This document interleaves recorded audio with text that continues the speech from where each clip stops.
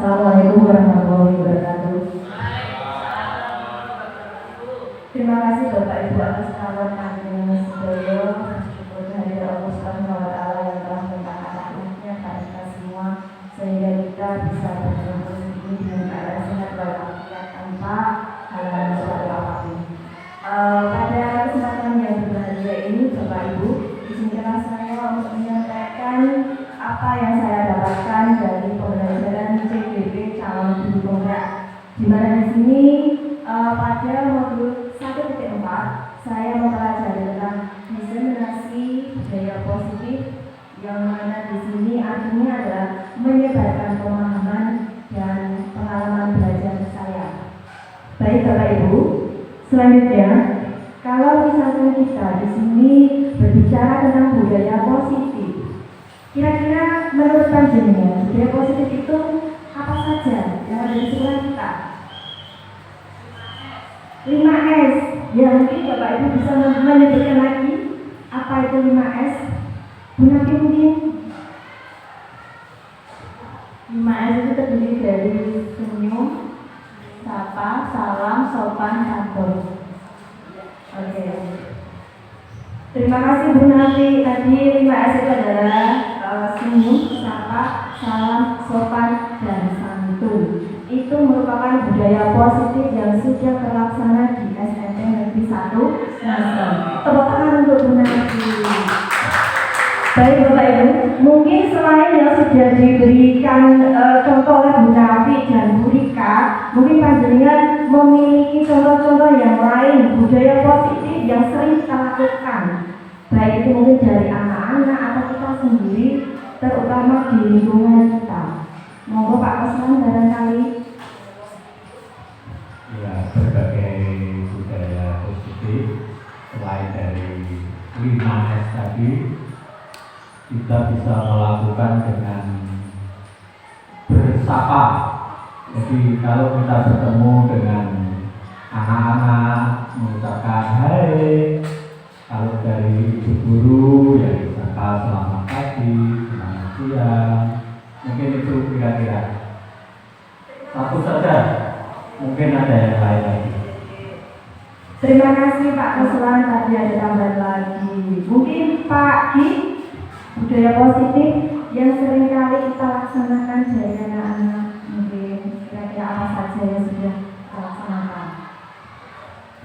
Budaya positif untuk menjadi anak selalu perhatian terhadap lingkungan, maka setiap ada sampah yang berserakan itu anak-anak harus membersihkan, dan kita sebagai pendidik, karena kita sekarang karena pendidik ada yang menjadi bekas dalam hati anak-anak, memberikan contoh. Kalau kita hanya komando atau perintah saja, besar kemungkinannya anak-anak itu melakukannya juga tidak dengan hati, jadi dengan terpaksa. Maka budaya memberikan contoh terhadap anak dalam lingkungan yang bersih, maka kita sebagai guru itu memberikan contoh. Salah satunya adalah mengambil sampah yang berserakan dimanapun di lingkungan sekolah kita itu salah satunya. Mungkin ditambah dengan yang lain. Monggo Pak.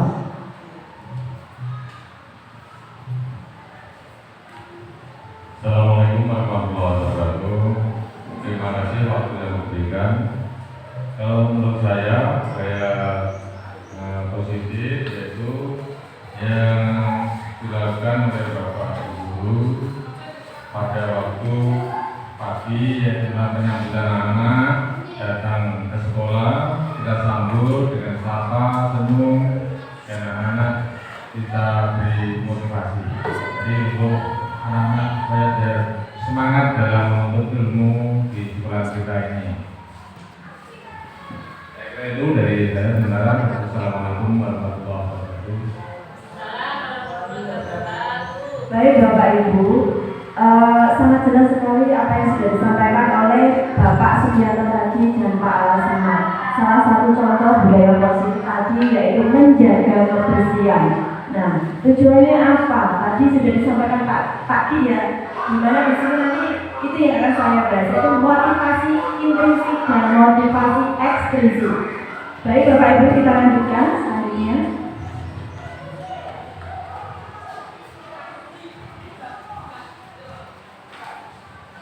Nah, ada pun di sini tentang konsep inti budaya positif yang pertama yaitu perubahan paradigma belajar. Yang kedua tentang disiplin positif. Yang ketiga nilai-nilai kebajikan. Yang keempat kebutuhan dasar manusia.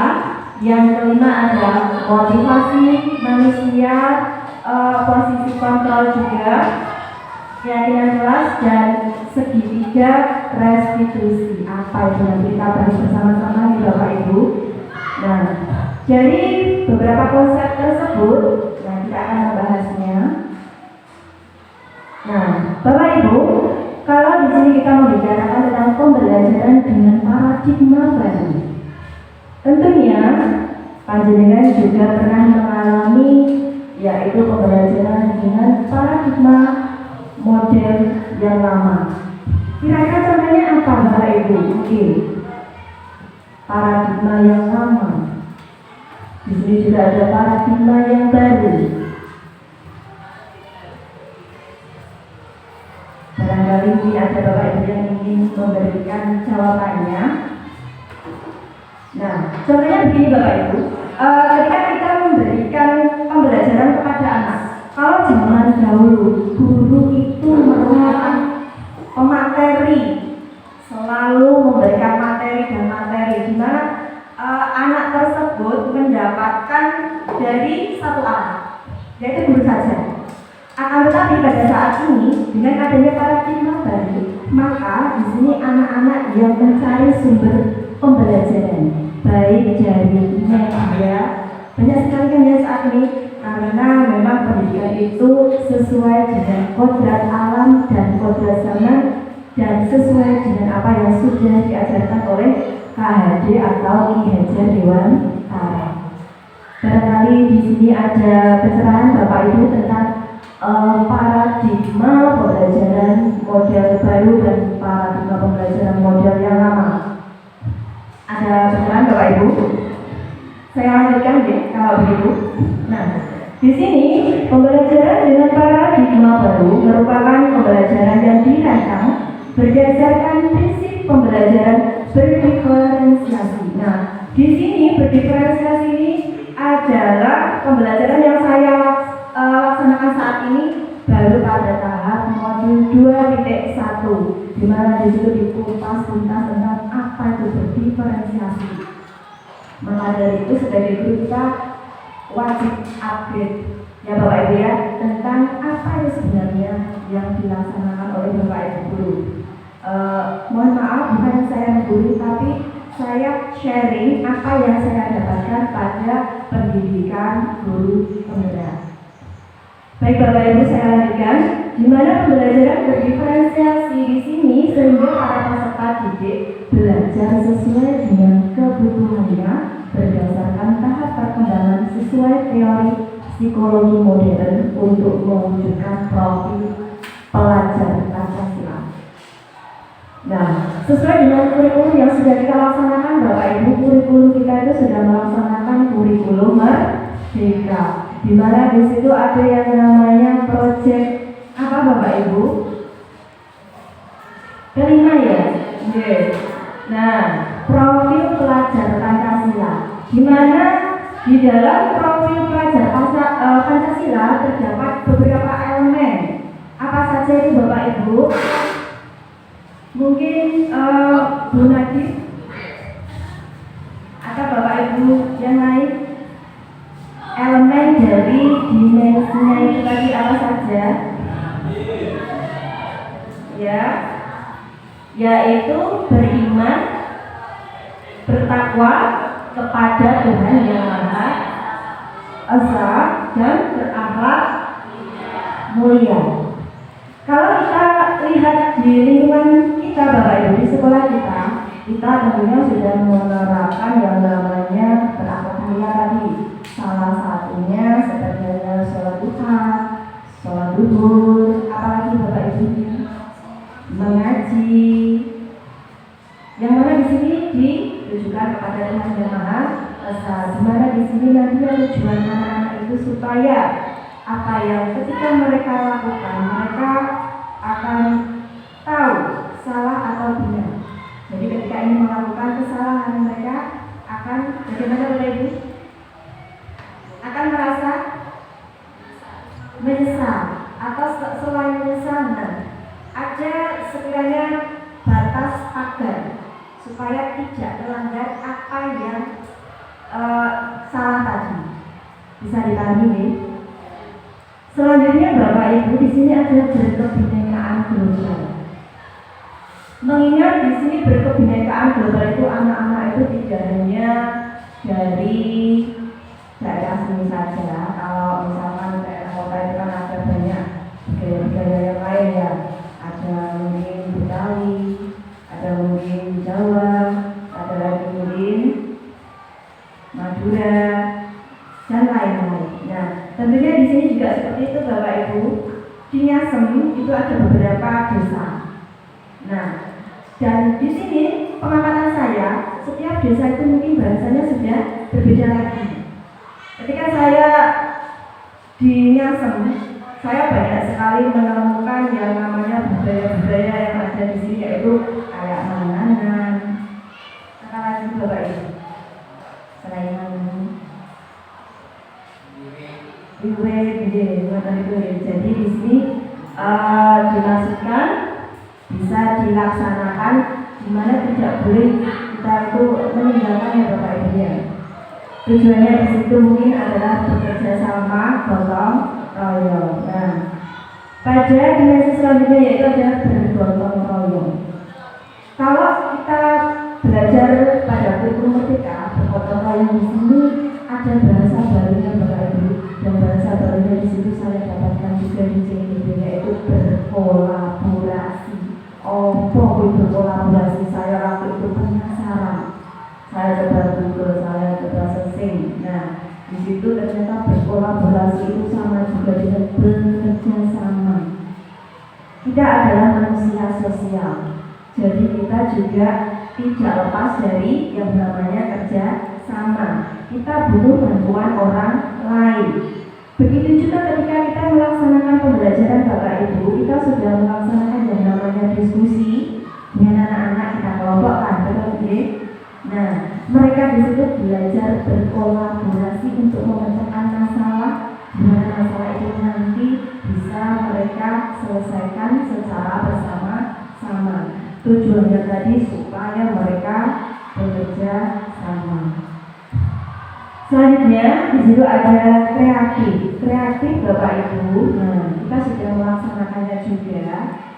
Contohnya pada pembelajaran kelima untuk kelas 8 anak-anak itu sudah membuat apa? Batik. Selain itu tidak hanya bentuk benda saja, tetapi pada media juga anak-anak bisa berkreatif dengan cara membuat video-video dari hasil apa yang mereka pelajari, mulai dari proses pembuatan sampai dengan hasil akhir. Jadi di sini anak-anak dituntut untuk kreatif. Tujuannya apa? Supaya nanti ketika mereka sudah dewasa, mereka sudah ada bekal untuk mengerjakan sesuatu yang bermanfaat, di mana itu nanti bisa menjadi sebuah profesi maupun apa Bapak Ibu, pekerjaan. Kalau kita kreatif ya Bapak Ibu ya. Jadi untuk anak-anak kita bekali dengan kreatif. Selanjutnya Bapak Ibu di situ ada benar kritis. Kalau kita pembelajaran secara diskusi, ya anak-anak itu kalau sudah bekerja sama maka mereka akan bernalar kritis. Apa artinya bernalar kritis di sini? Ketika ada suatu masalah, ketika ada suatu problem, nah di sini mereka berdiskusi. Mungkin dari setiap anak nanti akan muncul ide-ide yang baru. Betul kan Bapak Ibu ya? Nah, selain ide-ide yang baru itu nanti pastinya kalau sudah bekerja sama akan dicapai satu kesepakatan. Contohnya ketika kemarin itu di kelas saya Bapak Ibu ada suatu masalah di mana ada anak yang coret-coret di foto yang mereka yang mereka pasang. Nah, di situ ternyata anak-anak juga menangis bagaimana cara menyelesaikan. Akhirnya Bu sudah selesai Bu, untuk masalah di kelas 7 sudah selesai. Nah, di sini ternyata mereka kalau dikasih kesempatan maka mereka juga akan bernalar kritis menyelesaikan sebuah masalah. Saya yakin ketika kita punya masalah pasti ada solusinya ya Bapak Ibu ya. Nah, selanjutnya di sini ada dimensi mandiri Bapak Ibu. Dimensi mandiri di sini anak-anak diharapkan untuk apa? Mandiri, tidak jaga orang lain. Karena apa? Pada suatu saat nanti ketika mereka juga terjun di masyarakat, maka tetap mereka akan melaksanakan yang namanya mandiri.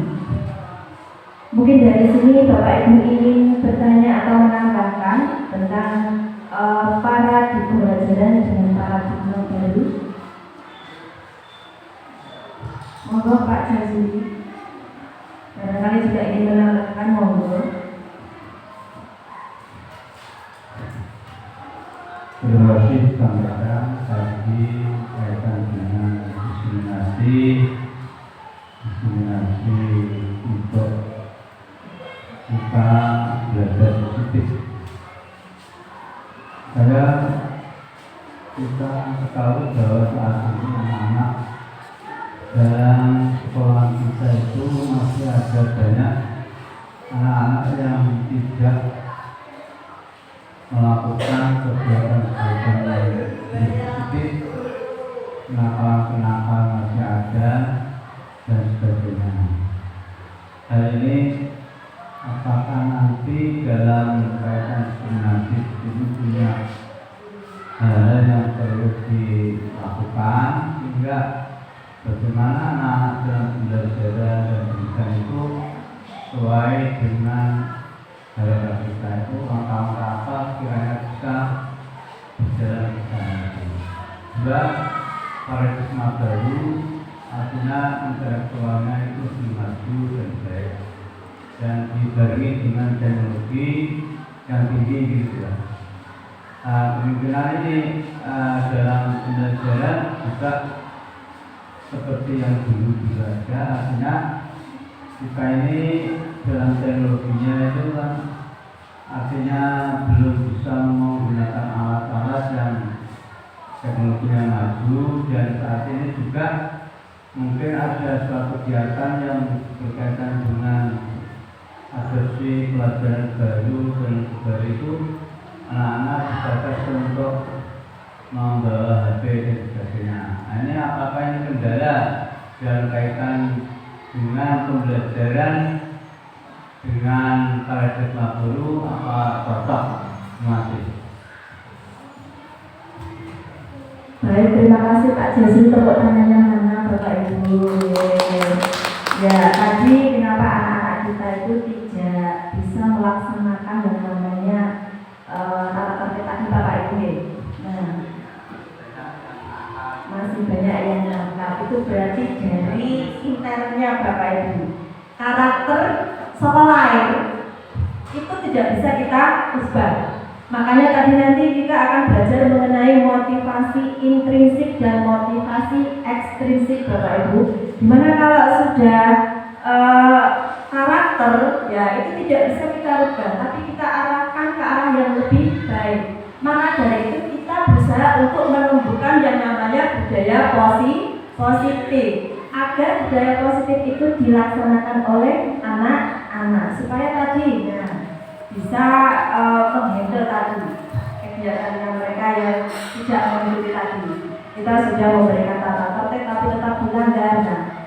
Karena apa? Memang nanti kita pelajari kebutuhan dasar manusia. Mungkin dari backgroundnya anak-anak juga itu di rumah mereka seperti apa Bapak.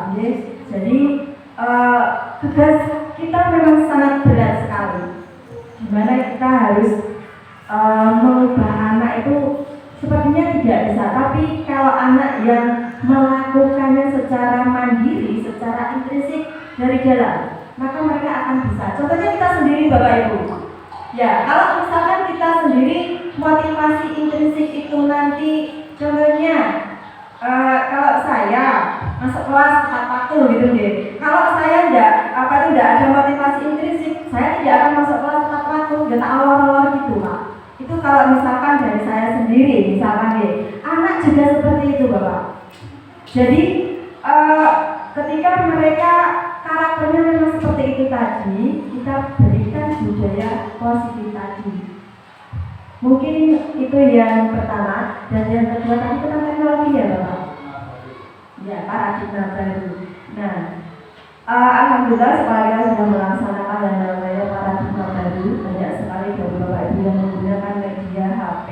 Nah, kemarin sudah diberi peraturan juga di Bapak Ibu, bahwa kalau kita membawa HP harus gurunya yang membawa, bukannya wali kelas.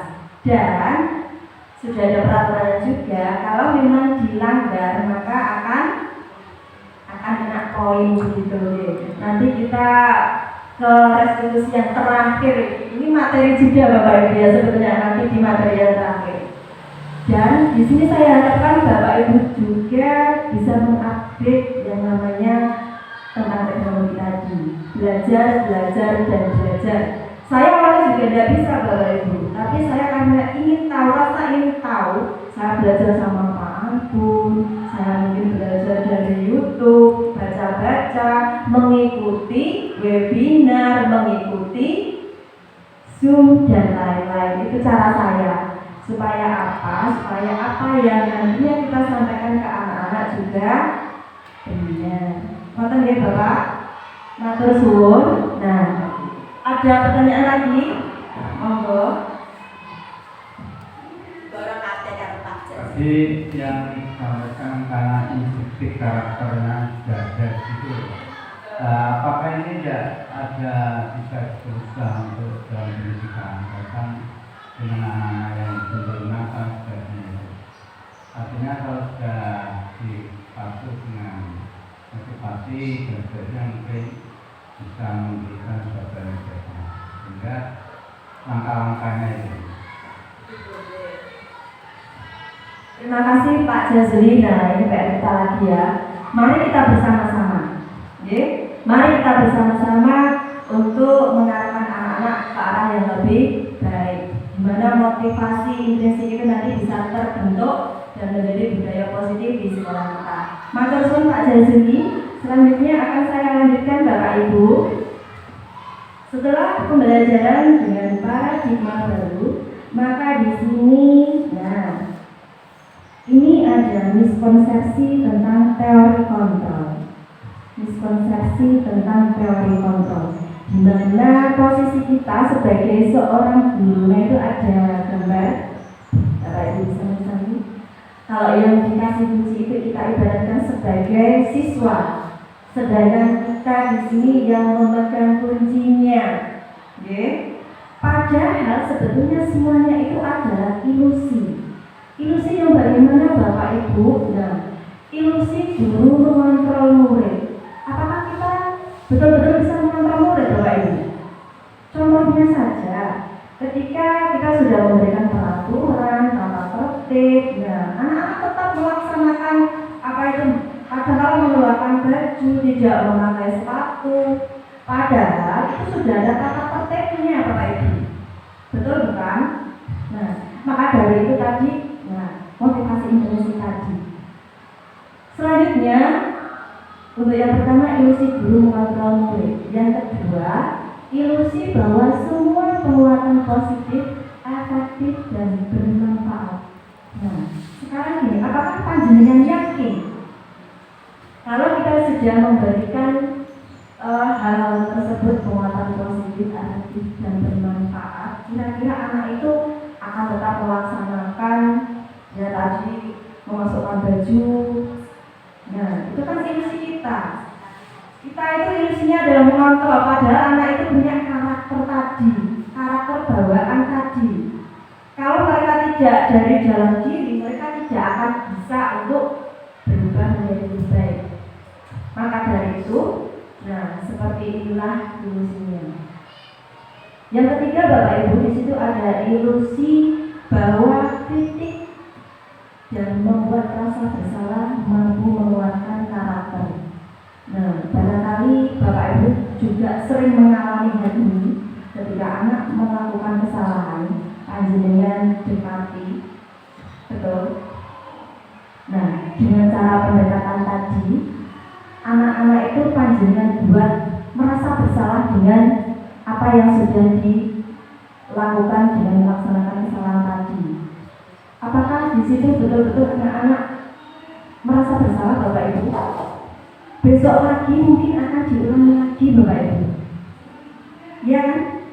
Sesuai padahal kalau tadi dimasukkan, walaupun anak bude dimasukkan. Kalau tidak, mungkin mereka juga akan mengeluarkan bajunya lagi, sepatunya dilepas lagi. Nah, dari sini maka di situ sudah timbul ilusi bahwa kritik dan membuat rasa bersalah mampu menguatkan karakter. Ya tidak juga Bapak Ibu, karena tadi karakter merupakan bawaan. Selanjutnya Bapak Ibu, ada ilusi yang keempat, yaitu ilusi bahwa orang dewasa berhak memaksa. Nah, Bapak Ibu, kita orang dewasa ya Bapak Ibu ya? Ya kan? Sebagai seorang guru kita kan orang dewasa, sedangkan anak-anak itu adalah anak yang kita didik. Apakah kita bisa memaksa mereka? Mungkin tadi contohnya, yuk, masukkan baju. Ya sudah, pada waktu itu dimasukkan. Nah, di situ anak-anak mungkin karena takut, perasaan takut. Ketika dia ada teguran seperti tadi, mereka baru memasukkan. Tapi kalau nanti sudah keluar lagi, pokoknya kita mengenai bajunya. Nah, di situ kita itu ilusinya berarti bahwa orang dewasa berhak memaksa. Sebenarnya tidak bisa juga nih Bapak Ibu ya, karena tadi yang karakter tadi. Baik Bapak Ibu, selanjutnya, nah di sini ada stimulus mengubah paradigma stimulus respon ke pendekatan teori kontrol. Nah, di sini ada cara-caranya Bapak Ibu. Kalau pada waktu yang lalu stimulus respon tentang dunia, yang pertama yaitu realitas atau kebutuhan kita sama. Tetapi untuk teori kontrol tentang dunia, di sini sudah berubah lagi. Nah, menjadi apa? Yaitu realitas atau kebutuhan kita berbeda. Selanjutnya untuk stimulus yang kedua tentang respon dari dunia ya Bapak Ibu. Semua orang melihat hal yang sama, tetapi kalau teori kontrol tentang dunia, di sini setiap orang memiliki gambaran yang berbeda. Yang ketiga, kita mencoba mengubah orang agar berpandangan sama dengan kita. Apakah itu bisa? Nah, teori kontrol tentang dunia yang selanjutnya, di situ kita berusaha memahami pandangan orang lain tentang dunia. Ini yang pertama. Selanjutnya, perilaku buruk dilihat sebagai suatu kesalahan. Untuk teori kontrol tentang dunia, di situ semua perilaku memiliki tujuan. Semua perilaku memiliki tujuan. Stimulus respon tentang dunia yang selanjutnya yaitu orang lain bisa mengontrol saya. Selanjutnya, teori kontrol tentang dunia, hanya Anda yang bisa mengontrol diri Anda. Apakah betul orang lain bisa mengontrol Anda? Tidak. Kita sendiri yang bisa mengontrol diri kita. Betul Bapak Ibu? Berikutnya, saya bisa mengontrol orang lain. Apakah itu bisa? Tidak ya Bapak Ibu ya. Nah, teori kontrol tentang dunia di sini Anda tidak bisa mengontrol orang lain. Stimulus respon tentang dunia yang selanjutnya itu pemaksaan ada pada saat bujukan gagal. ketika kita membujuk anak-anak dan mereka itu tadi teori kontrol tentang dunianya adalah kolaborasi. Apa tadi Bapak Ibu kolaborasi? Bekerja sama, kolaborasi dan konsensus menciptakan pilihan-pilihan baru. Tentunya apa yang anak-anak inginkan itu banyak sekali Bapak Ibu, ya. Jadi di sini kita bisa berkolaborasi. Kalau dulu zaman dulu istilahnya apa ya, guru dan murid itu kayak jaim gitu ya. Tapi sekarang ternyata kita dididik untuk berkolaborasi dengan anak-anak yang saya dapatkan dari CGP itu. Contohnya kalau kemarin saya membuat keyakinan kelas, dan di situ saya libatkan anak-anak, ternyata semua Bapak Ibu. Karena apa? Mereka ketika membuat keyakinan kelas, mereka itu kayak dihargai, saya diikutkan, saya juga membuat keyakinan kelas saya sendiri. Nah, itu salah satu contohnya. Selanjutnya Bapak Ibu, yang terakhir adalah model berpikir menang atau kalah. Tetapi pada teori kontrol tentang dunia di sini model berpikir menang. Kalau zaman dulu menang kalah, kalau sekarang menang. Jadi apa? 0-0 gitu. Yes. Lanjut ya Bapak Ibu. Nah, di sini apa yang sudah kita sampaikan tadi, disiplin positif. Mungkin Bapak Ibu bisa memberikan contoh yang lain disiplin positif. Kalau tadi kan budaya positif, kalau sekarang disiplin positif. Ada yang ingin memberikan contoh disiplin positif yang ada di sekolah kita? Ya, berpakaian. Cara berpakaian, rapi, betul Bapak. Oke. Masuk tepat waktu. Betul sekali. Bukan tepat waktu. Oke. Ya. Betul. Ya, itu tadi kita selalu menuntut anak ya Bapak Ibu ya. Lalu bagaimana dengan kita sendiri? Apakah kita sudah melaksanakan disiplin positif itu? Maka dari itu, kadang-kala saya itu, ya Allah ternyata kalau ikut CGP itu seperti ini. Saya merasa terketuk hati saya Bapak Ibu ketika mempelajari modul 1 tentang Ki Hajar Dewantara. Yang mana dia betul-betul mengabdikan dirinya untuk pendidikan saya. Ternyata Bapak Ibu, apa yang seharusnya saya lakukan untuk anak didik saya? Nah, dimana di situ kita dituntut untuk menuntun Bapak Ibu ya, atau diseneni baik, gitu. Kita nyuruh anak-anak apakah kita tahu keinginan mereka itu apa? Maka dari itu kita bisa berdiskusi, bisa mungkin berdialog Bapak Ibu ya. Itu pentingnya dialog.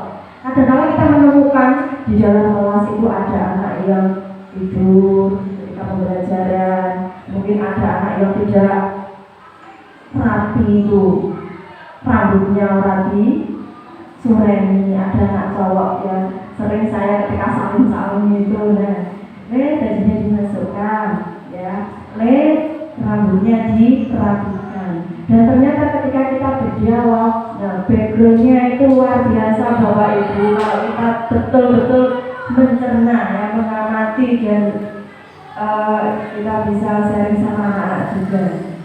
Mungkin dari apa itu broken home, mungkin mereka itu neneknya, atau mungkin mereka itu kekurangan dalam hal ya keuangan dan lain-lain. Maka dari itu Bapak Ibu, mari kita sebagai seorang pendidik itu apa yang seharusnya kita lakukan kepada anak didik kita. Ya Bapak Ibu, kita lanjutkan ya. Disiplin positif. Di sini disiplin berasal dari kata disiplina, yang artinya yaitu belajar. Disiplin mengacu pada disiplin diri yang memiliki tanggung jawab terhadap apa yang dilakukannya berdasarkan nilai-nilai yang diyakini.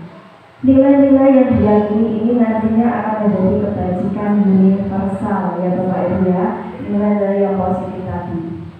Selanjutnya, disiplin positif merupakan salah satu cara penerapan disiplin yang bertujuan untuk menumbuhkan kesadaran serta memberdayakan peserta didik tanpa imbalan penghargaan atau reward, ancaman atau hukuman.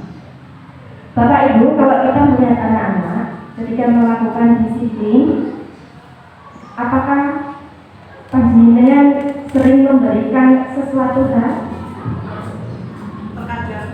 Terkadang. Ya, apa Bapak Ibu mungkin yang diberikan? Ya, mungkin ada yang ingin menambahkan tentang ini. Ketika anak-anak melakukan disiplin positif ini, panjenengan ke anak-anak itu memberikan apa?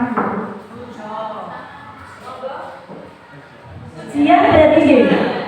Ujian deh, tujuan gitu. Mungkin Bapak Ibu yang lain. Nah, gini ya, kamu kalau melakukan ini, kamu lebih baik, lebih bagus, begitu ya.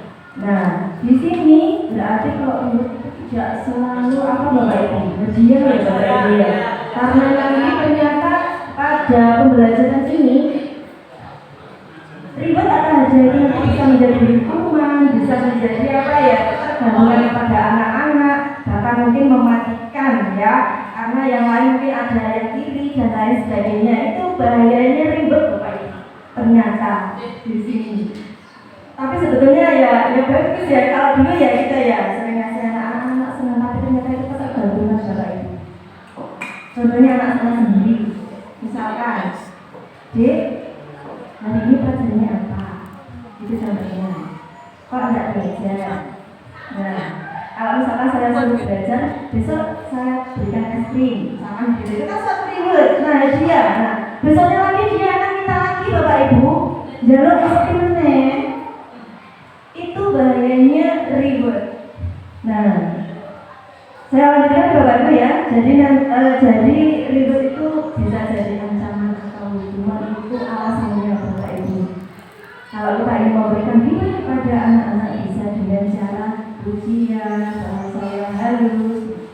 Sekarang itu kita tidak boleh apa? Asal bersama anak-anak. Kita mungkin menuju ke SRA nih Bapak Ibu, sekolah ramah anak. Saya lanjutkan Bapak Ibu. Selanjutnya, nah di sini ada disiplin positif. Sebagai pendidik, tujuan kita adalah menciptakan peserta didik yang memiliki disiplin diri. Tujuan kita sebetulnya ingin memberikan apa? Disiplin diri, bukan paksaan tadi, motivasi intrinsik dan motivasi ekstrinsik tadi ya Bapak Ibu ya. Jadi anak-anak itu kita harapkan, kita budayakan tidak dengan paksaan. Kita tanamkan bahwa budaya positif itu betul-betul tumbuh dari dalam hatinya. Karena apa? Tadi sudah saya sampaikan di awal bahwa mereka itu tidak selamanya di satu rasa misalkan. Tidak dengan kita. Di sini kan cuma 3 tahun Bapak Ibu. Dan mendisiplinkan dengan budaya positif tadi dari jalan. Tentunya nanti kalau mereka sudah kebiasaan disiplin, nanti di masyarakat mereka juga akan terbiasa. Nah, jadi penanaman karakternya mulai dari diri. Saya juga begitu Bapak Ibu ya, saya usahakan pokoknya ketika saya ada jam tetap saya masuk. Karena apa? Saya berpikir saya juga seorang wali murid Bapak Ibu. Anak saya itu kalau di rumah itu ya cerita-cerita kita sekarang ya, kita mencari uang jangan sampai kita itu tidak ingat anak kita yang digolek sama Bapak Ibu. Sering kadang-kala gini saya tanya, Dek, tadi pelajarannya apa? Gitu. Nah, seharian ini aku kosong terus Bu. Saya mati Bapak Ibu. Ya Allah, astagfirullah. Maka dari itu Bapak Ibu, saya ketika bisa masuk tetap saya laksanakan. Jadi ada motivasi dari diri saya sendiri. Ya mohon maaf, ini maksud saya pengalaman saya sendiri Bapak Ibu, untuk menemukan motivasi tak sana waktu dewi. Ngoten nggih. Kita menitipkan anak di mana tujuan anak kita kan sudah menjadi baik. Begitu dengan beratus orang tua yang ada di sekolah kita, Bapak Ibu, mereka dengan sukacita, dengan tulus ikhlas menitipkan putra putrinya untuk kita didik, terus percaya karo sekolah kita. Maka dari itu Bapak Ibu, kita hendaknya juga membiasakan motivasi diri ini ya berasal dari diri kita sendiri, bukan karena Pak Endro, bukan karena Bapak Ibu guru yang lain. Allah yang melihat kita Bapak Ibu ya. Mau kenal ya, saya lanjutkan Bapak Ibu ya, yang benar. Ganggu kayak kosong ya. Ya. Ini tadi sudah apa itu saya sudah koordinasi. Kalau tidak seperti ini panjenengan kan sudah buatan pesol kan dia tidak tahu kan deh apa itu motivasi diri, ya. Kita lanjutkan Bapak Ibu. Saya lagi sebagai pendidik tujuan kita dalam menciptakan peserta didik yang memiliki disiplin diri sehingga mereka berperilaku mengacu pada nilai-nilai kebajikan universal secara umum. Karena nanti kita siapkan anak didik kita di masyarakat itu tetap berdisiplin pada dirinya sendiri, bertanggung jawab pada dirinya sendiri, dan mereka nantinya akan menjadi generasi yang baik. Selanjutnya, dan memiliki motivasi intrinsik. Nah ini tadi dari dalam kita Bapak Ibu dalam perubahan perilaku ke arah yang lebih baik. Sudah panjang tadi. Mungkin ada tambahan atau masukan dari Bapak Ibu tentang disiplin positif ini. Tentunya pada sekolah kita, sekolah yang kita cintai. Monggo, kalau ini ada yang menambahkan tentang disiplin positif yang sudah saya sampaikan.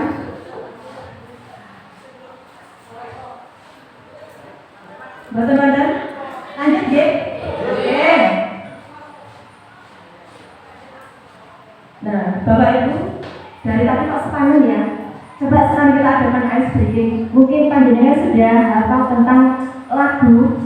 Nah, kita adakan ice breaking dulu. Dimana marak sekali sekarang itu yang namanya bullying. Saya kemarin itu sama anak-anak nyanyi bareng-bareng, dan mereka juga apa itu bullying itu ternyata ya. Barangkali panjenengan sudah hafal. Di sini teman, di sana teman. Monggo semuanya ya. Di mana-mana semua teman. Kita set. Terus.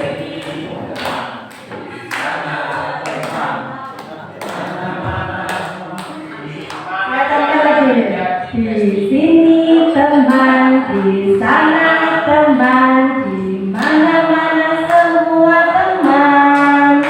Tak ada musuh, tak ada lawan, semuanya saling menyayangi. Tidak ejek-ejekan, tidak pukul-pukulan, saling tolong dan sayang dengan teman. Tidak ejek-ejekan, tidak pukul-pukulan, saling tolong dan sayang dengan teman. Gimana Bapak Ibu sudah Pak? Belum? Silakan Bapak Ibu mungkin yang memiliki kelas, kita perkenalkan kepada anak-anak karena memang maraknya yang namanya bullying itu di kelas Bapak Ibu. Ketika saya membuat keyakinan kelas ya, mayoritas 75% isinya dari anak-anak itu tidak ada bullying ya. Jadi saya membuat keyakinan kelas itu 32 siswa saya suruh untuk membuat itu keyakinan kelas. Jadi yang budaya positif yang ada di kelas itu, nah itu nanti akan kita bahas lagi, oke? Moga nanti bisa dinyanyikan bersama anak-anak. Selanjutnya Bapak Ibu di sini ada nilai-nilai kebajikan. Nah, nilai-nilai yang disepakati bersama lepas dari suku bangsa, agama, bahasa maupun latar belakangnya. Di mana contoh nilai kebajikan atau di sini institusi dan organisasi. Pada kolom yang pertama di situ ada profil pelajar Pancasila yang isinya beriman dan bertakwa pada Tuhan Yang Maha Esa dan berakhlak mulia, berkebinekaan global, gotong royong, mandiri, kreatif, dan bernalar kritis. Itu tadi nilai-nilai kebajikan yang ada pada profil pelajar Pancasila. Selanjutnya Bapak Ibu, pada kolom yang kedua di situ ada Entrepreneur Years program atau di sini PYP. Nah, di situ isinya nilai-nilai kebajikannya adalah toleransi, rasa hormat, integritas, mandiri, menghargai, antusias, empati, keingintahuan, kreativitas, kerjasama, percaya diri, dan komitmen. Itu tadi nilai-nilai kebajikan dari Ibu Primarius program atau PYP. Kolom yang ketiga Bapak Ibu, nilai-nilai kebajikan dari keterampilan hidup atau life skill. Di sini yaitu dapat dipercaya, lurus hati, pendengar yang aktif, tidak merendahkan orang lain, dan memberikan yang terbaik dari diri. Barangkali ada pertanyaan Bapak Ibu untuk nilai-nilai kebajikan dari ketiga hal tersebut, atau mungkin Bapak Ibu ingin memberikan tambahan lagi? Gimana, sudah jelas? Jelas. Bu Risma? Oh God, jelas. Keras mungkin sih. Nah, ini tadi Bapak Ibu yang kita bicarakan di depan ternyata ada di bawah. Jadi modul 1.4 ini Bapak Ibu ternyata 1.4 ini materinya luar biasa, sangat banyak. Dan ini sebetulnya harus terserap oleh wali kelas. Dan alhamdulillah matur suwun untuk Bapak Ibu sekalian. Nah, 5 kebutuhan dasar manusia kita tidak bisa menghindari hal ini Bapak Ibu. Anak-anak juga memiliki kebutuhan dasar tersebut. Nah, yang pertama adalah bertahan hidup. Apa itu? Bertahan hidup. Nah, di sini isinya yaitu berupa makanan, tempat tinggal, keamanan, dan kesehatan. Seperti yang sudah saya sampaikan tadi, kalau kita melihat background anak-anak kita Bapak Ibu makanan, contohnya, ternyata ketika saya melakukan dialog dengan satu anak itu sakit-sakitan Bapak Ibu. Anak itu sakit-sakitan. Terus ini di kelas 7 kalau tidak salah, sekarang sudah masuk apa gimana ya?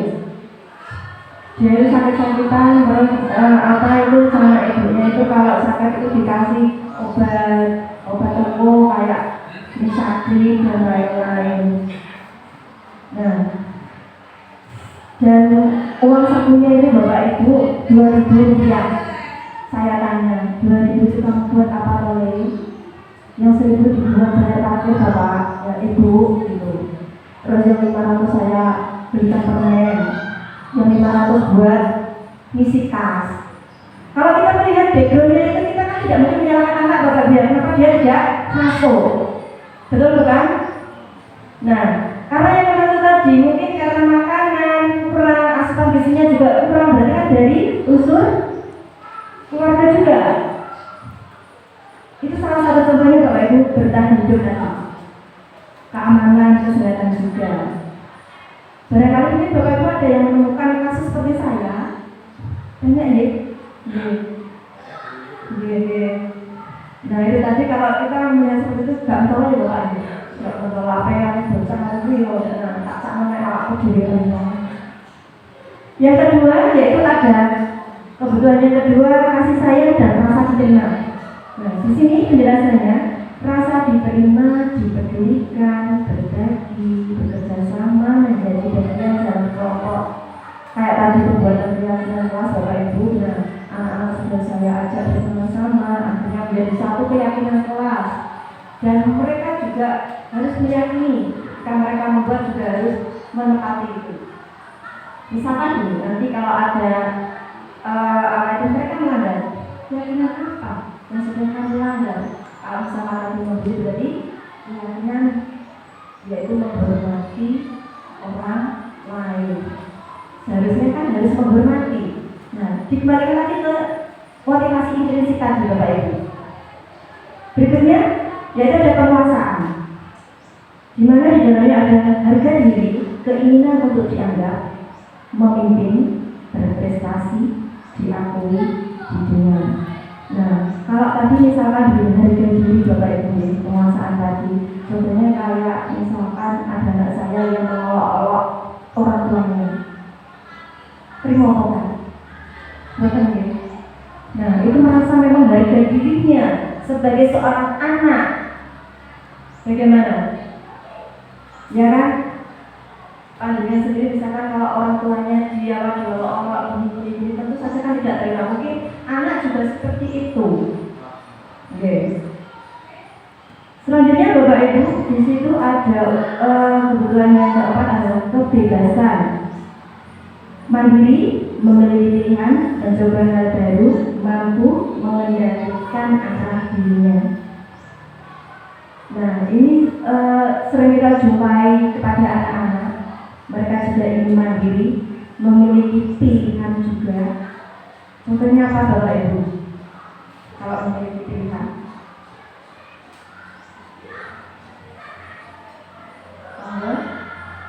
contohnya apa dari kebebasan ini yang memiliki pilihan?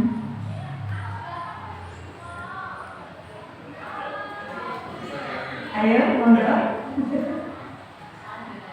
Mau mendengarkan bagus sekali Bu Nadia. Ketika anak-anak kita ajar, sering mereka itu kadang-kadang ada yang rame, ada yang mendengarkan. Nah itu mereka memiliki pilihan untuk melakukan tersebut.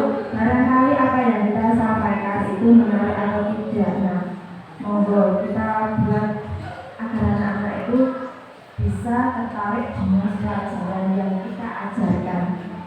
Sepertinya saya juga sudah melihat banyak Bapak Ibu yang membuat pembelajaran yang berbeda. Saya lihat medsosnya mungkin dari Bu Indra, mungkin yang kemarin yang berbahasa Inggris. Nah supaya apa anak-anak juga tertarik tadi. Mereka juga memiliki pilihan di situ. Mencoba hal baru sama, mampu mengendalikan arah dirinya. Selanjutnya Bapak Ibu di situ yang kelima unsur dasar kebutuhan manusia yang kelima kesenangan. Sama juga dengan kita Bapak Ibu, kesenangan kita mungkin mending kayak jalan-jalan, shopping, ya Bapak Ibu. Anak juga begitu, mereka memiliki kesenangan diantaranya adalah bermain. Maka dari itu mari kita ciptakan pembelajaran yang menyenangkan di kelas. Yaitu mungkin mereka selain bisa bermain juga mendapatkan ilmu. Humor. Kalau di dalam kelas, Bapak Ibu pripun? Humor. Merengut. Seandainya merengut yang melihat itu bagaimana Bapak Ibu? Saya sendiri kalau kepanggil Pak Endro merengut waktu itu kalau terus tidak berani bicara. Saya begitu juga Bapak Ibu anak-anak kalau melihat kita, dengan selera humor dan saya menyenangkan tadi. Mereka juga perlu humor Bapak Ibu juga. Sering kita adakan ice breaking juga seperti tadi untuk mencairkan suasana tadi deh. Antusiasme, tertawa, perlu itu biar tidak stres juga. Dari sini sudah jelas nih Bapak Ibu. Selanjutnya, nah ini tadi motivasi perilaku manusia yang sudah kita bahas panjang lebar. Dimana di situ untuk motivasi ekstrinsik berarti kalau ekstrinsik dari luar ya. Dimana di sini untuk menghindari ketidaknyamanan atau hukuman. Contohnya tadi Bapak Ibu, kalau motivasi ekstrinsik, anak-anak kita suruh untuk melaksanakan tata tertib yang berlaku di sekolah. Nah, sebetulnya kalau mereka sudah melaksanakan hal tersebut, mereka sebetulnya kan takut, karena takut dihukum, karena takut diberi poin, karena mereka tidak nyaman tadi. Ya, akhirnya mereka tetap melaksanakan tata tertib tersebut. Itu contohnya. Selanjutnya, selain yang pertama tadi, yang kedua di situ untuk mendapatkan imbalan atau penghargaan dari orang lain, unsur ekstrinsiknya ya tadi. Apa itu dikasih imbalan atau jasa, mereka kan terus bergantung. Mana yang lebih baik? Yaitu motivasi intrinsik. Apa itu? Nah, untuk menjadi orang yang mereka inginkan dan menghargai diri sendiri dengan nilai-nilai yang mereka percaya. Contohnya kalau kemarin ada sosialisasi dari polsek gitu. Kalau misalkan mereka anak-anak berkendara, kita berkendara naik motor, ya kan? Kalau kita pakai helm, tujuannya apa? Tujuannya kita pakai helm?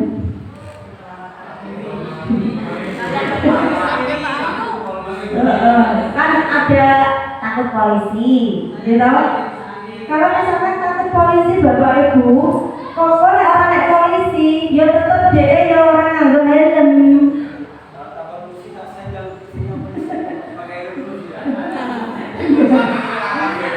Betul. Nah, akan tetapi kalau kita dari intrinsik, dari dalam, kita kalau pakai helm, kita menyayangi diri kita sendiri, ya kan? Kalau kita sudah menyayangi diri sendiri, maka dari itu keselamatan yang akan kita jaga. Maka dari itu kita memakai helm. Itulah yang ingin kita tanamkan kepada anak-anak, yaitu unsur intrinsik dari dalam. Karena ini akan berlaku panjang sampai mereka nanti dewasa, Bapak Ibu. Kalau unsur intrinsik, ekstrinsik nanti jarak berapa menit aja mungkin sudah hilang. Apalagi nanti kalau sudah bertahun-tahun. Bisa dipahami ya motivasi intrinsik dan ekstrinsik. Saya lanjutkan lagi, Bapak Ibu. Nah, Bapak Ibu, di sini berhubungan dengan yang tadi motivasi intrinsik dan ekstrinsik, ada 3 hal yang saya pelajari pada pelajaran 1.4. Yang pertama yaitu hukuman. Nah, hukuman di sini yaitu biasanya ciri-cirinya tidak terencana atau tiba-tiba. Contohnya, kalau misalkan kita di kelas, nah anak-anak itu tidak membawa peralatan. Kira-kira hukumannya apa, Bapak Ibu? Mungkin tidak membawa apa itu, ya peralatan sekolah, contohnya buku. Mungkin anak-anak disuruh membersihkan kelas gitu ya. Terus mungkin disuruh untuk ngepel atau apa. Itu berupa hukuman. Dia tidak ada pada tata tertib. Yang kedua, murid tidak tahu apa yang terjadi atau tidak dilibatkan. Ini hukuman. Jadi sebelumnya tidak ada catatan-catatan tata tertib tadi, tapi dia itu muncul dengan tiba-tiba. Hukuman itu ya, Bapak Ibu ya. Selanjutnya bersifat satu arah. Nah, kepada murid. Yang keempat adalah berupa hukuman fisik atau psikis. Hati-hati Bapak Ibu, ketika kita ingin menghukum anak-anak, ada yang namanya hukuman verbal. Apa itu hukuman verbal? Iya, betul Ibu Linda. Hukuman verbal itu hukuman kata-kata. Yang kemarin sudah disampaikan Pak Firna itu Bapak Ibu. Nah, ini hubungannya dengan apa yang saya sampaikan. Hukuman verbal itu adalah hukuman berupa kata-kata ketika ada yang salah. Kita melontarkan ucapan atau yang tidak seharusnya kita ucapkan kepada anak tersebut. Misalkan gini, kue, ya, atau bocah kok SDM sing ora iso diandalno. Nah, itu bentuknya nanti sampai ke dewasa, Bapak Ibu.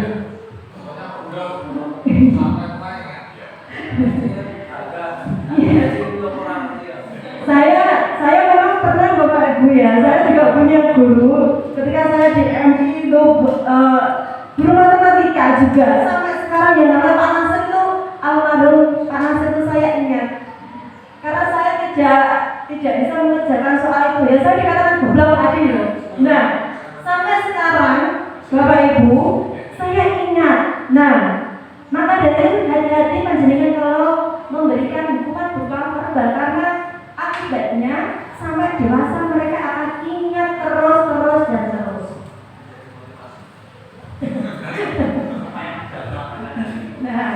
Nah ya, maka dari itu tetap Bapak kita berikan yang terbaik pada anak-anak, karena itu akan melukai hati dan perasaannya. Betul. Maka dari itu saya kalau ketemu sama anak-anak, saya hindari kata itu. Saya hindari kata goblok gitu. Ya mungkin banyak sekali contoh-contoh yang lain Bapak Ibu untuk hukuman kita berada di sini.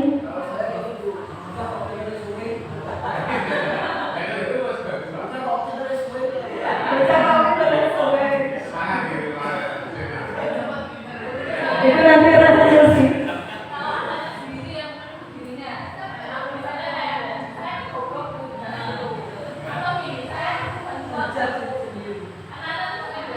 Iya. Ternyata ada juga yang seperti itu gitu. Berarti ini di dalam keluarganya dia ditanamkan dari kecil sifat seperti itu. Kita ajak berdialog Bapak Ibu, kita diskusi, menumbuhkan motivasi dirinya supaya dia itu menghilangkan kalimat yang tadi bahwa dia itu bermanfaat. Kita kasih contoh satu saja. Kalau tidak ada kamu, siapa lagi loh nanti yang misalkan untuk orang asing ngomong ngomong. Kita tumbuhkan, kita ajak dialog Bapak Ibu. Jangan biarkan anak kita siap untuk menampung kalau pesan mereka. Oke? Kita siap tidak siap, tetap kita harus siap karena kita adalah seorang pendidik yang menuntun. Oke? Baik Bapak Ibu, teman-teman, ada yang mau ditambahkan? Badan? Saya lanjutkan. Yang kedua di situ ada konsekuensi. Kalau konsekuensi apa di situ? Yang pertama adalah terencana atau disepakati sesuai peraturan. Biasanya sudah tertera. Kayak kita sudah punya tata tertib, kita sudah punya buku poin. Nah, konsekuensinya kalau dia itu misalkan tidak memasukkan baju, berarti kita kasih poin berapa, itu konsekuensi. Murid tetap dibuat tidak nyaman juga. Oke? Lower poin, tetap dia dikasih apa itu merasa tidak nyaman. Yang ketiga, sikap guru selalu memonitor murid. Nah, itu konsekuensi. Bapak Ibu, di sini yang ketiga adalah restitusi. Sebetulnya kata restitusi ini kalau saya pribadi ini adalah kata yang baru. Saya belum pernah mendengarnya, tapi di dalam guru penggerak ini saya mendapatkannya Bapak Ibu. Kalau menurut Bapak Ibu restitusi itu apa ya? Apa Bapak Ibu kalau restitusi menurut panjenengan? Perbaikan. Biasanya ada di pengadilan itu ya Bapak Ibu. Tetapi ternyata di sini di JGP itu dibuat di yang kayak hukuman tadi, tapi diminimalisir gitu. Nah, isinya yang pertama adalah proses menciptakan kondisi bagi murid untuk memperbaiki kesalahan. Kita kasih solusi Bapak Ibu. Restitusi itu seperti itu. Ya, kita tidak memberikan hukuman, tidak memberikan konsekuensi. Di sini adanya restitusi yaitu untuk memperbaiki kesalahan siswa itu agar tidak diulangi lagi. Yang kedua, proses kolaboratif yang mengajarkan murid untuk mencari solusi sendiri. Nah, ini tadi adalah restitusi. Bagaimana Bapak Ibu? Ada yang mau ditambahkan mungkin? Atau ada pertanyaan dari restitusi?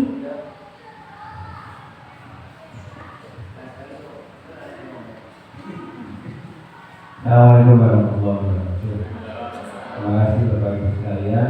Kita sudah menyampaikan disampaikan banyak, itu masih banyak itu ya, kabar biasanya bisa ya. Yang satu memang dari awal CDP ini diberikan formula dari Kemendikbud dan Ristek memang guru penggerak. Kenapa guru penggerak? Untuk menggerakkan di lingkungan kita. Yang pertama itu. Yang kedua adalah seperti yang pertama, konsep awal ini harus kita terapkan dulu bahwa ada namanya diferensiasi. Itu yang penting Bapak Ibu. Jadi murid atau anak didik kita itu berbeda-beda. Jadi tidak akan kita memperlakukan sama. Yang mindset kita selama ini semua dianggap sama. Pokoknya rano, berterano, ditinggal, pokoknya nilai ke apa ya terserah. Ini konsep yang sudah harus ditinggalkan. Karena di sana ada diferensiasi, tidak ada perbedaan. Bagaimana mendekati anak-anak didik kita menjadi anak-anak yang sesuai dengan karakternya masing-masing. Kalau saya lebih contoh karakter itu hal-hal yang positif. Jadi kalau anak-anak itu misalnya dia memang karakternya kalau saya kok kurang setuju. Bagaimana karakter bisa merubah karakter anak menjadi baik. Jadi sebenarnya anak itu karakternya baik. Cuma karena pendekatan kita, pendekatan kita itu kadang-kadang karakternya bisa macam-macam. Karena watak itu kan misalnya ada watak, kemudian sifat itu masuk ke karakter. Terus berikutnya Bapak Ibu, pemerintah memang mencanangkan jangan salahkan murid, jangan salahkan anak-anak. Mari kita kembali ke diri kita. Kenapa ada guru penggerak? Itu karena mindsetnya, cara berpikir Bapak Ibu yang sudah bertahun-tahun yang tidak berubah ini harus berubah. Ya sepuh dan buat aku semua coba sampai pensiun.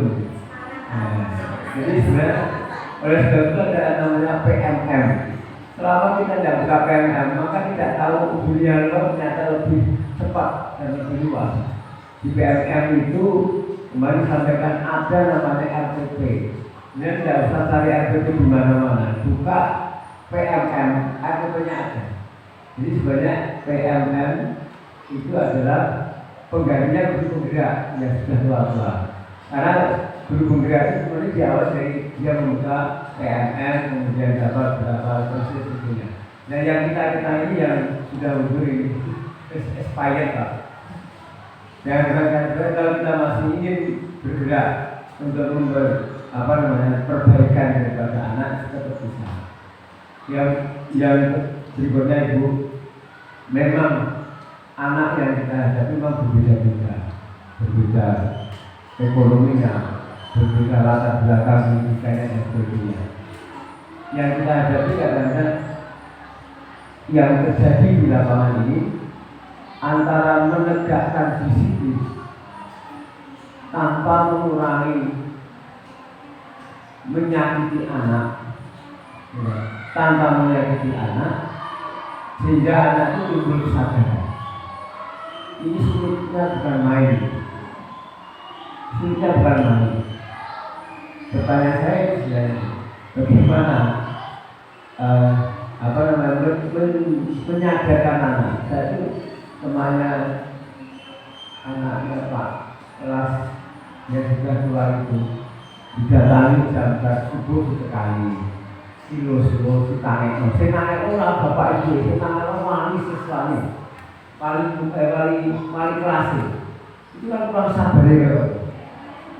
Mulai datang ke sini, ada yang di bakul kopi, datangi dan sebagainya. Itu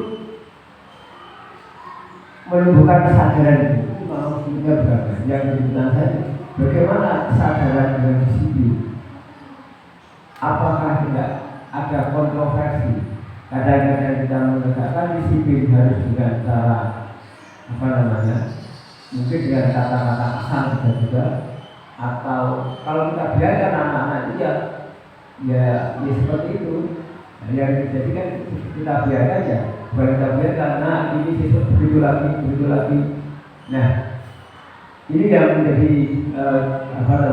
kemarin menjadi benak saya untuk menegakkan disiplinnya ini harus bagaimana. Kalau di sekolah ramah anak itu memang tidak boleh kata-kata yang misalnya anak ini tidak boleh. Ya hukuman juga tidak boleh.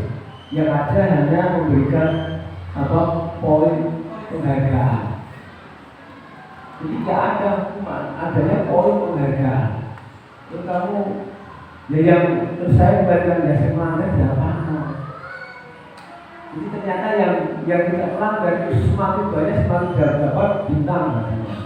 oh anak ini ya kamu akan bisa bagaimana dengan penanganan anak-anak yang kurang tadi?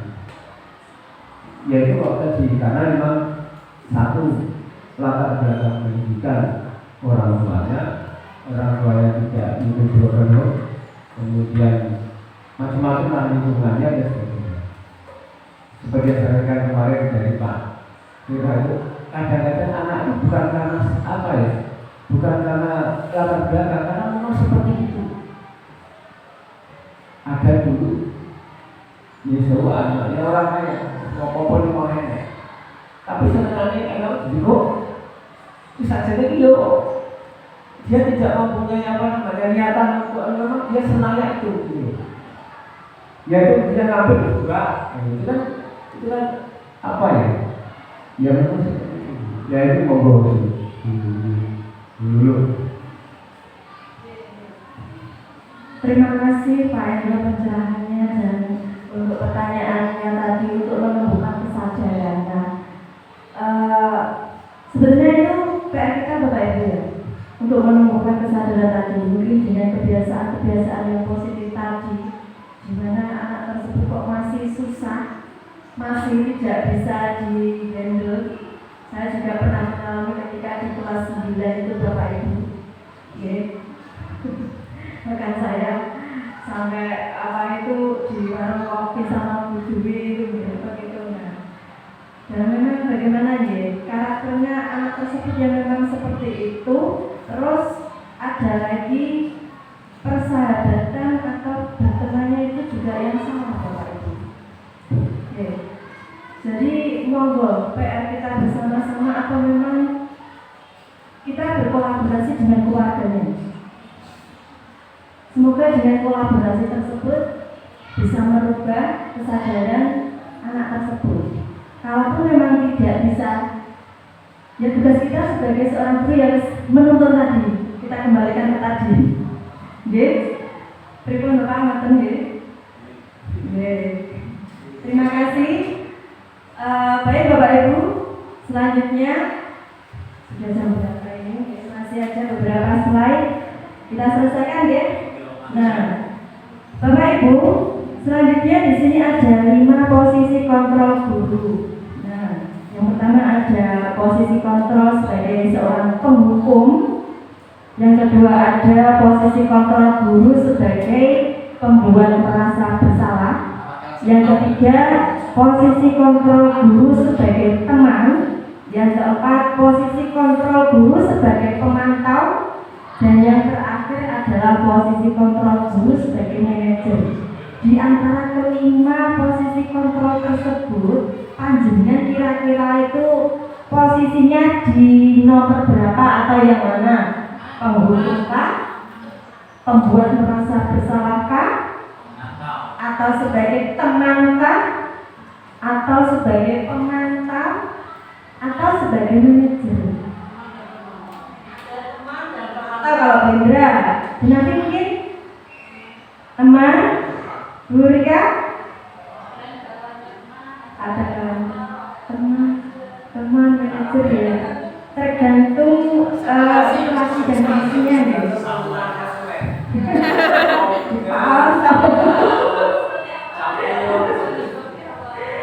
Baik Bapak Ibu.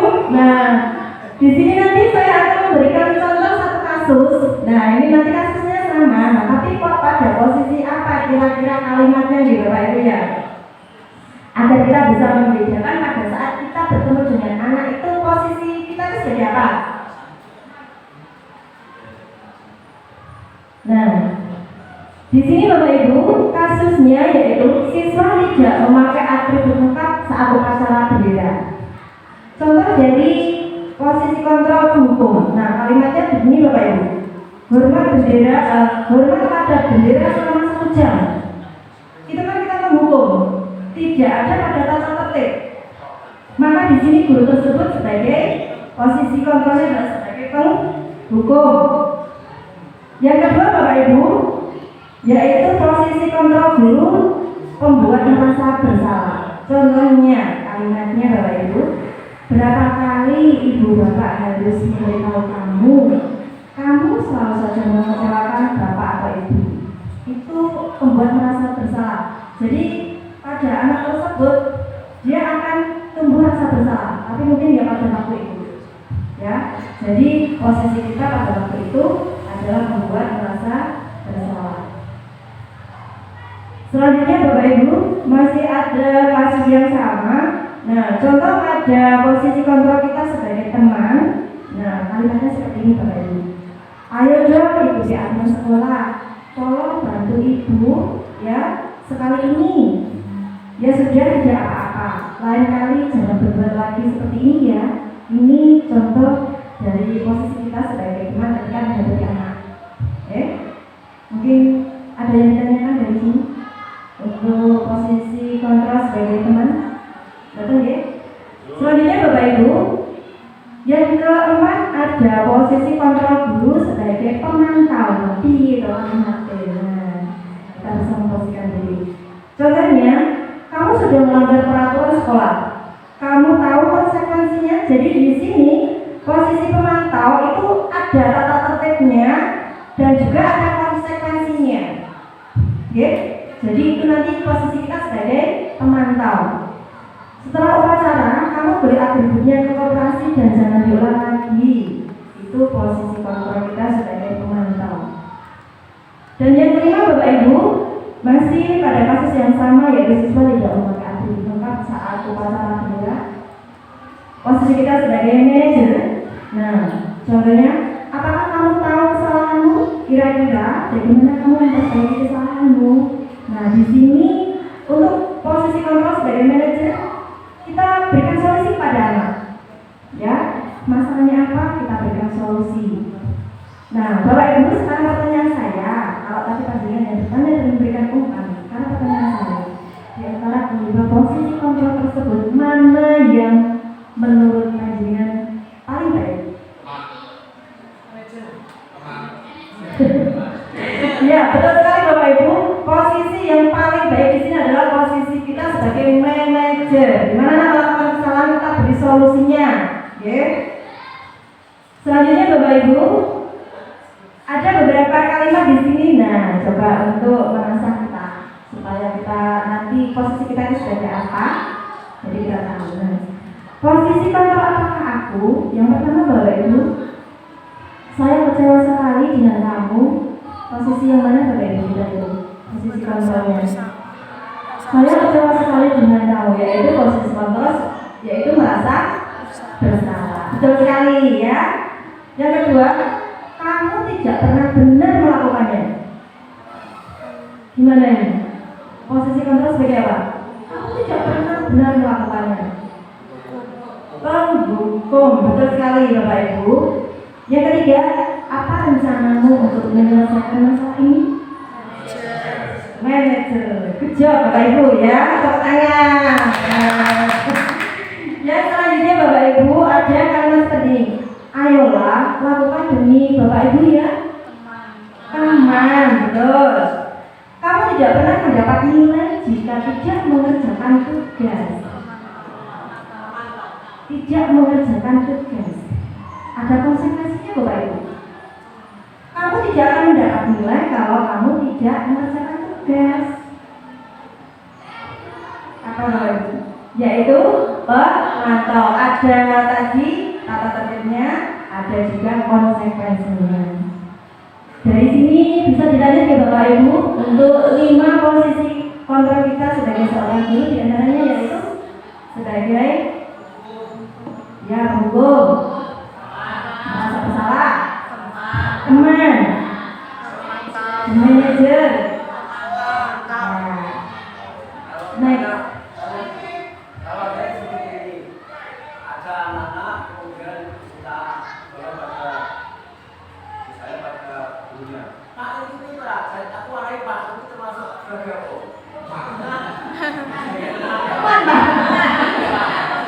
Teman, Pak. Ya. Apakah itu benar teman? Tetap Bapak Ibu, meskipun kita posisinya sebagai teman, anak-anak kita ingatkan bahwa mereka adalah seorang murid. Ya, tetap kita ingatkan kepada anak bahwa mereka adalah seorang murid yang harus menghormati bapak dan ibu guru. Sopan santun tetap harus kita tanamkan kepada mereka. Teman itu kan ya harus ada teman antara anak dan Betul. anak. Iya. Bisa dilanjut Bapak Ibu? Baik Bapak Ibu, di sini kita sudah sampai pada keyakinan kelas. Nah, di sini mengapa keyakinan kelas? Mengapa bukan peraturan kelas Bapak Ibu? Saya tidak menyebutkan itu keyakinan kelas tidak.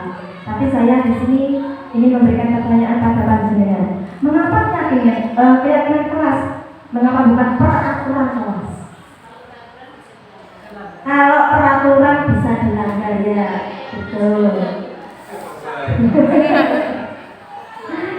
Baik Bapak Ibu, seperti yang sudah disampaikan tadi, ini berhubungan dengan motivasi intrinsik dan ekstrinsik tadi Bapak Ibu, di mana keyakinan itu kan mulai dari diri kita sendiri. Kalau kita nanti mulai dari diri sendiri, kita melakukannya nanti yakin bahwa itu salah ya, dengan meminimalisir tersebut, jadi tidak akan melakukan. Kita tunjukkan kepada anak-anak Bapak Ibu ya. Nah, Bapak Ibu, seperti hanya contoh berikut pembentukan keyakinan kelas, ini sudah saya terapkan pada kelas saya di bawah 7B, yang mana pembentukan keyakinan kelas di sini bersifat abstrak.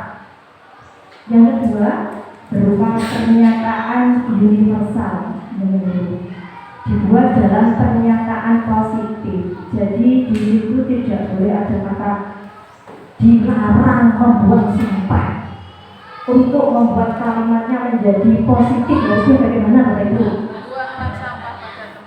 Membuang sampah pada tempatnya.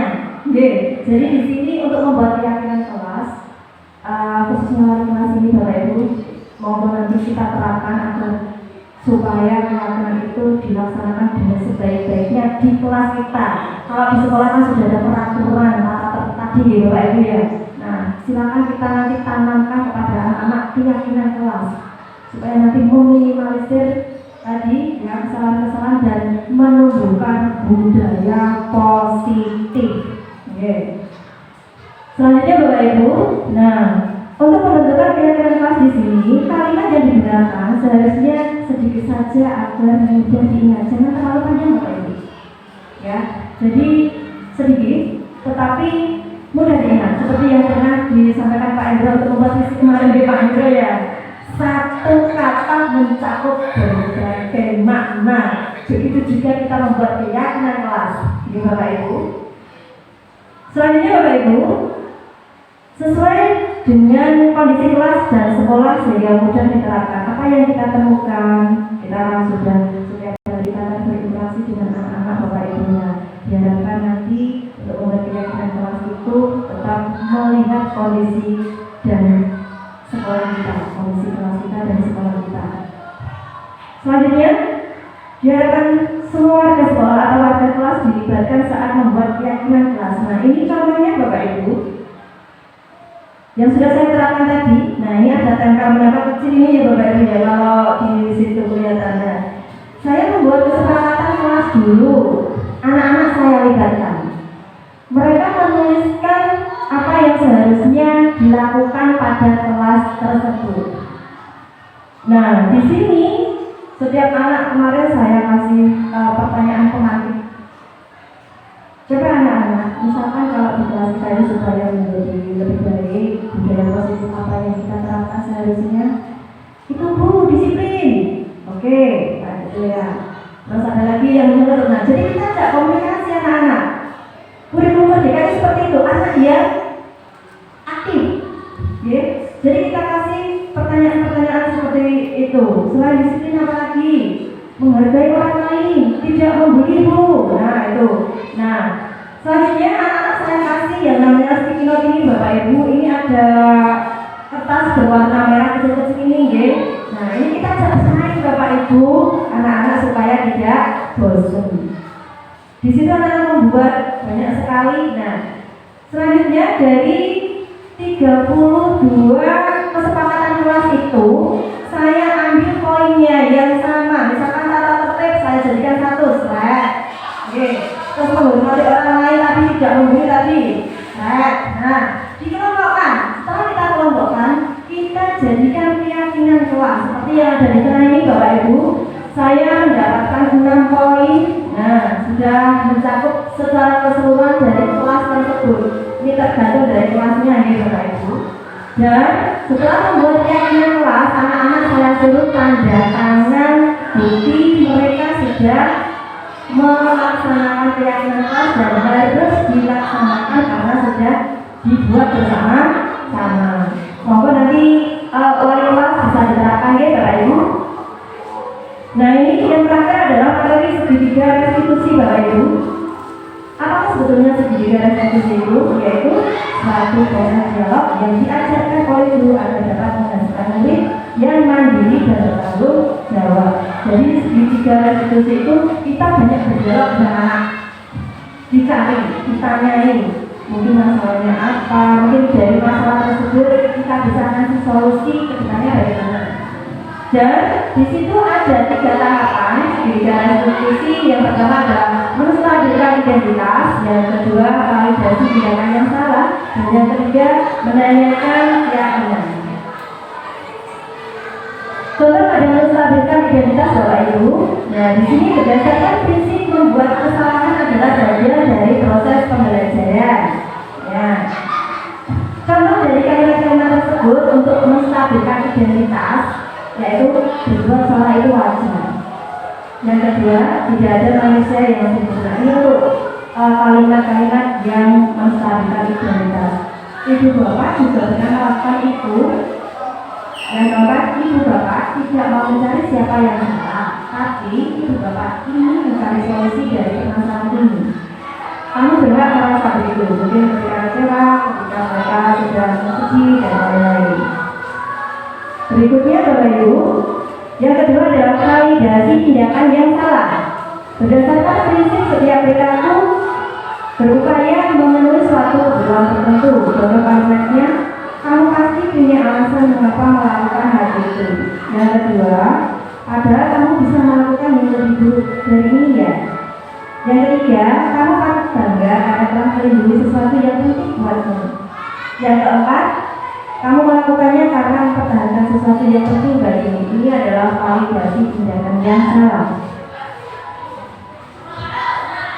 Selanjutnya Bapak Ibu, yang ketiga adalah menanyakan keyakinan. Dari ketiga tahapan segitiga restitusi, yang terakhir ada menanyakan keyakinan, yaitu berdasarkan prinsip teori kontrol bahwa pada dasarnya kita itu termotivasi secara intrinsik. Ini yang diharapkan ya Bapak Ibu ya, yaitu menanyakan tentang keyakinan, di mana anak-anak diharapkan ada motivasi secara intrinsik dari dalam mereka. Apa keyakinan kelas kita kalau mereka misalkan merasa apa itu melakukan kesalahan, kita kembalikan nanti ya anak. Kita sudah bersama-sama. Keyakinan kelas apa yang mereka langgar. Yang kedua, nilai-nilai apa yang telah disepakati bersama. Yang ketiga, seperti apa gambaran sebuah kelas yang ideal menurut kamu. Yang keempat, kamu ingin menjadi orang yang seperti apa. Nah, Bapak Ibu, di sini saya sudah melakukan suatu dialog dengan anak. Ya, ini kita kemarin itu ceritanya bermain drama Bapak Ibu. Karena ini bentuknya PPT jadi tidak bisa diputar ya. Nah, di sini anak itu melakukan bullying kepada temannya, yaitu mengolok-olok tadi. Nah, saya melakukan segitiga restitusi, yaitu ada tadi validasi tindakan yang salah, ya. Dari ketiga tersebut sudah saya terapkan. Nah, ini tadi contoh-contohnya sudah. Nah, Bapak Ibu, selanjutnya kita tiba di penutup. Oke. Dalam penerapan program disiplin positif, hendaknya guru memiliki standar kepribadian profesional dan sosial. Saya yakin Bapak Ibu itu adalah guru yang profesional semua Bapak Ibu. Ya. Dimana di sini kita memiliki standar kepribadian profesional dan sosial yang baik, di mana guru mampu merefleksi dirinya dalam posisi kontrol saat ini. Bagaimana perjalanan dirinya sebagai among atau manajer, ya, sebagai guru yang menuntun tadi sesuai dengan Ki Hajar Dewantara, menuntun murid-muridnya menjadi insan yang mandiri. Mari Bapak Ibu, kita sebagai seorang pendidik, tugas kita bersama-sama. ya. Nah, di sini selain mandiri ada merdeka dan bertanggung jawab sesuai dengan standar nasional pendidikan. Nah, Bapak Ibu, ini adalah yang terakhir. Terima kasih dari pemaparan saya tentang diseminasi budaya positif. Semoga bermanfaat untuk panjenengan sedaya. Mari kita laksanakan keyakinan kelas bersama-sama. Nah, supaya menjadi lebih baik lagi kedepannya terhadap anak-anak Bapak Ibu. Barangkali mungkin ada yang ingin disampaikan umpan baliknya.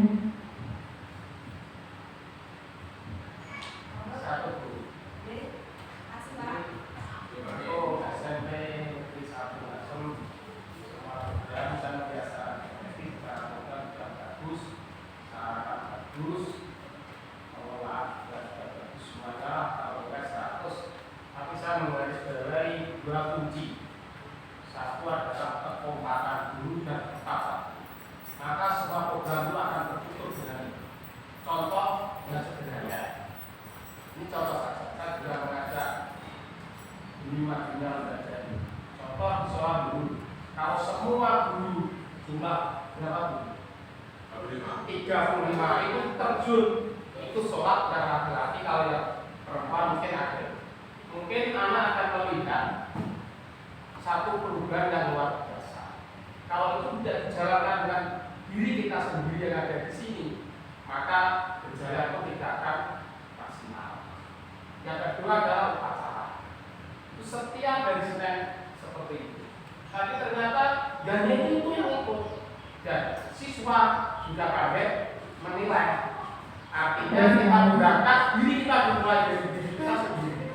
Baru anak-anak juga akan mengikuti kita. Ya.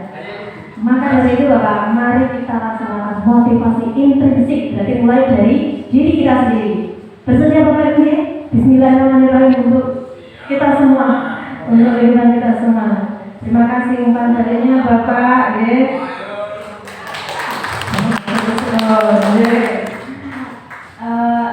Kalau memang dirasa sudah paham semua Bapak Ibu, mari kita tutup pemaparan ini dengan bacaan Alhamdulillah. Alhamdulillah. Semoga kedepannya kita lebih baik lagi. Kurang lebihnya saya sebagai CGP Angkatan 9, saya meminta maaf yang sebesar-besarnya. Saya akhiri. Wabillahi taufiq wal hidayah. Wassalamualaikum warahmatullahi wabarakatuh.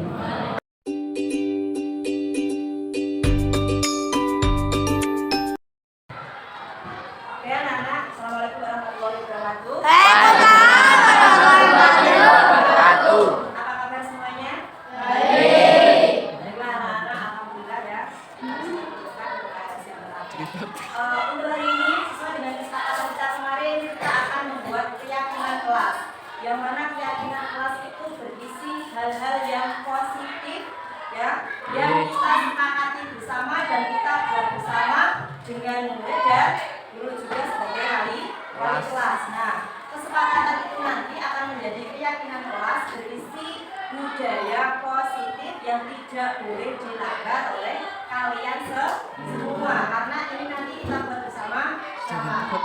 Baiklah, sekarang gini, kalau saya di sini memberikan kata budaya positif, apa yang ada pada pikiran kalian?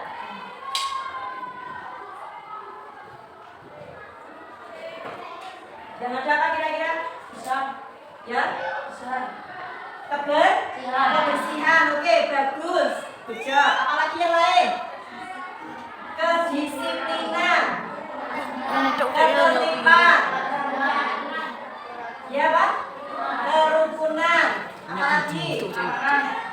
Ya, itu tadi semuanya adalah bentuk-bentuk budaya positif. Nah, apa yang sudah kalian katakan tadi, saya minta nanti kalian tuliskan dalam sticky note yang komunikasi. Jadi nanti setiap anak akan mendapatkan satu kertas, dan satu kertas tersebut kalian tempelkan di sini. Kita buat kesepakatan dulu ya.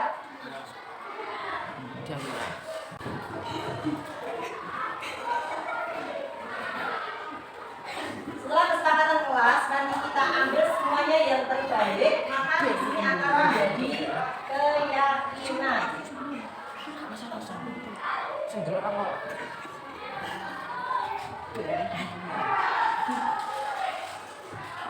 keyakinan sudah jadi, nanti tugas kalian adalah tanda tangan untuk menyepakati.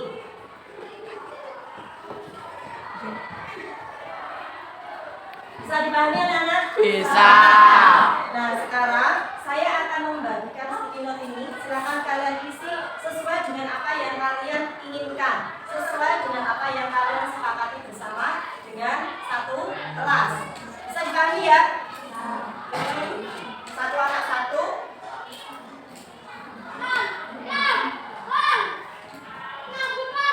Silakan dituliskan yang dua-dua bukan nanti bisa ditempel di depan.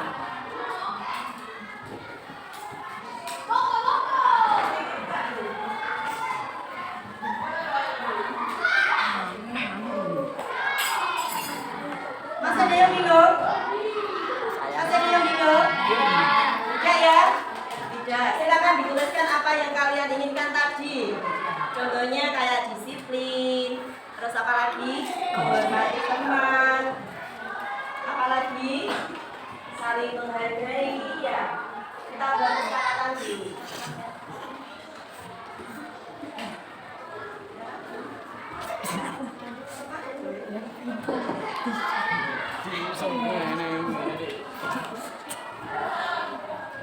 Pakai lagu ini. Curi-curi dong. Silakan dituliskan di lembar yang saya kasih. Apa ya? Rektor. Iqbal.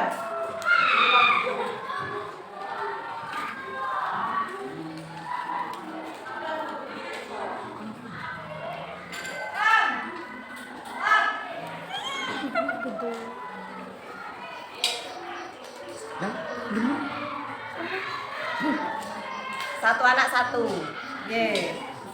Silakan dituliskan kira-kira kalau di dalam pikiran kalian, di dalam hati kalian untuk kelas kita supaya menjadi kelas yang baik, yang disiplin mungkin ya.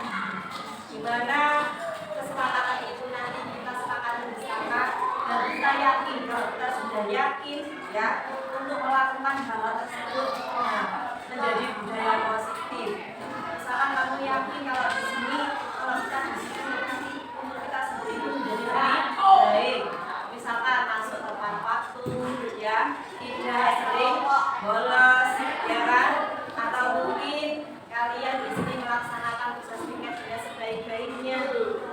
Bisa dituliskan. Ya sudah, silakan ditambahkan pada kesepakatan kelas. Boleh ke arah sini ya, boleh vertikal dan boleh horizontal. Silakan anak-anak yang sudah. Benar. Sudah semua anak? Ya. Silakan untuk yang sini mungkin ya. Satu-satu silakan di sini. Maju. Silakan maju. Tambahkan di sini. Ayo. Langsung.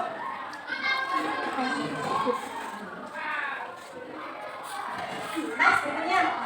Pernah maju. Next.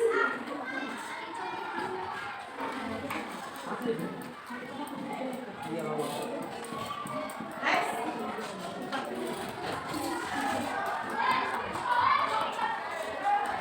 Next, berikutnya.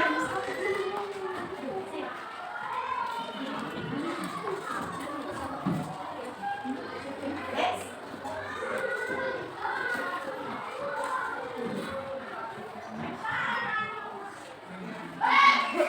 Berikutnya.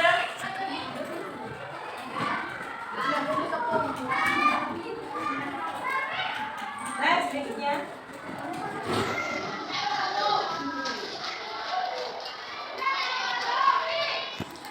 Berikutnya lagi. Berusaha dan saling menghormati. Alah, tak bisa ngomong. Berikutnya.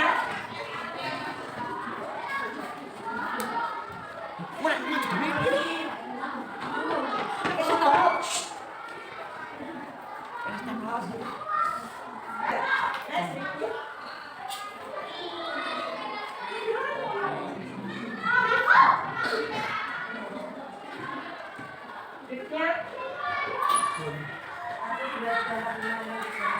Aku maju lebih lagi kayak orang temen. Next, berikutnya lagi.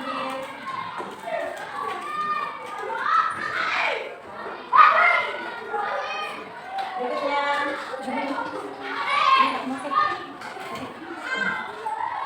Berikutnya.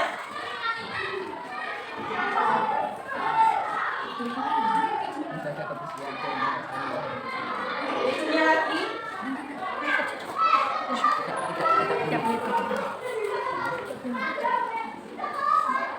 Berikutnya.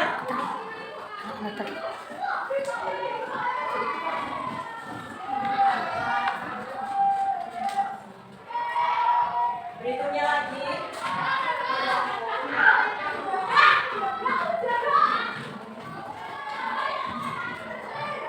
Berikutnya.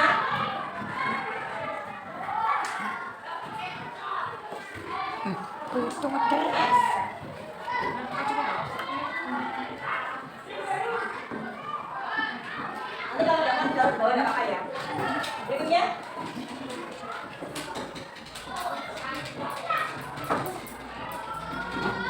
Berikutnya.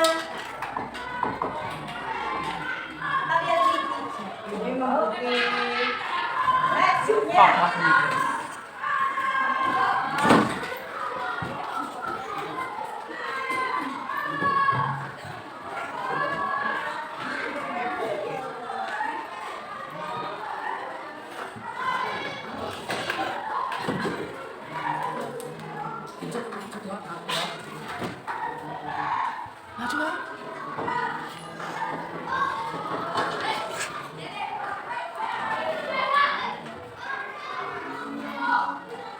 Berikutnya.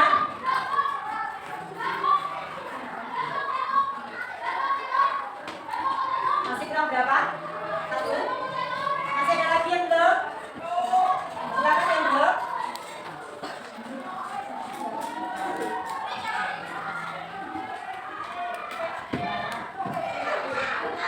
Ada yang belum mana? Sudah semua? Siapa yang belum? Sudah ya? Ampun, kau cukup Oke, baiklah anak-anak, sekarang kita lihat sudah ada beberapa kesepakatan kelas, di antaranya harus mentaati peraturan kelas. Harus tetap jika ada guru di kelas tidak boleh membuat gaduh saat jam pelajaran. Saya mengerjakan tiket kelas dengan baik dan datang harus lebih pagi atau lebih awal untuk tiketnya. Setuju? Melaksanakan tugas yang akan diberikan oleh bapak ibu guru dengan baik, tidak boleh membuang sampah sembarangan. Banyak sekali ya dari di sini. Guru akan menyimpulkan, mengelompokkan. Nah, sekarang misalkan mentaati peraturan kelas. Mentaati peraturan. Kalau yang ini harus tertib. Ini juga tertib.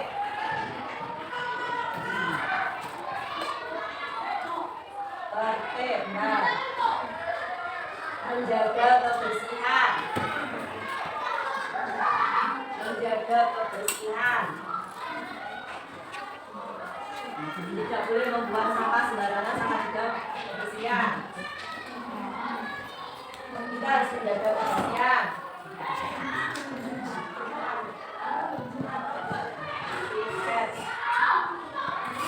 Ini tentang membuli berarti saling menghormati ya. Saling menghormati.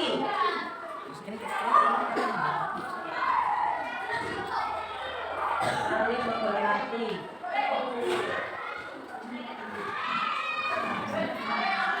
Tidak boleh menghina, berarti ini juga menghina lagi.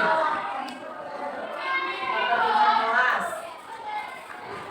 Dilarang mengejek orang tua. Berarti tengah biye ya. Tidak boleh membuli.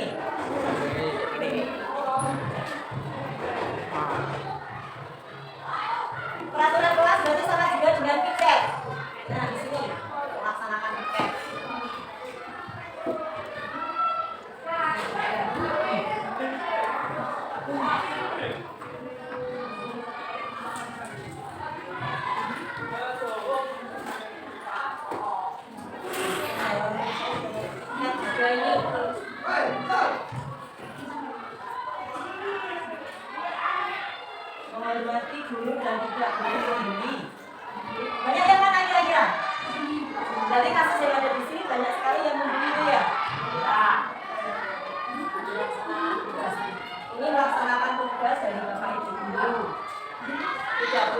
menghina. Tidak apa lagi. Saling menghormati satu sama lain dan tidak boleh bertengkar. Mas mana ini? Tiga. Mengerjakan pekerjaan rumah, melaksanakan tugas ini ya tadi ya. Kalau kesopanan, masuk mana? Kesopanan masuk mana? Kesopanan masuk apa? Kerukunan dalam kelas dari menghargai tadi, membawa buku pelajaran dari melaksanakan tugas dari bapak ibu guru, saling menghormati dan tidak membeli. Matahari kali ya, tidak boleh berkata kotor dari kesempatan rukunan, karena nanti dengan berkata kotor bisa juga nanti terus akhirnya melecet. Kalau sudah melecet nanti timbul yang namanya beli. Saling menghargai teman. Jadi di sini 5 poin ya, 1, 2, 3, 4, 5, 6, ada 6 poin. Di antaranya dari yang pertama apa kira-kira? Yang pertama ya, harus mentaati peraturan kelas, melaksanakan tugas. Jadi kita harus membuat apa ini? Mentaati. Kita buat kalimat yang bagus sama ini. Melaksanakan tugas yang sudah diberikan. Atau bagaimana nanya? Gimana Nana? Nah, jadi apa bagaimana ini? Ya. Bapak dan Bapak. Mengerjakan tugas, mengerjakan tugas yang diberikan oleh Bapak Ibu guru. Ini 3 sudah. Yang keempat ada kesopanan, kerukunan, kata-kata dan saling menghargai ya. Saling menghormati dan menghargai. 5,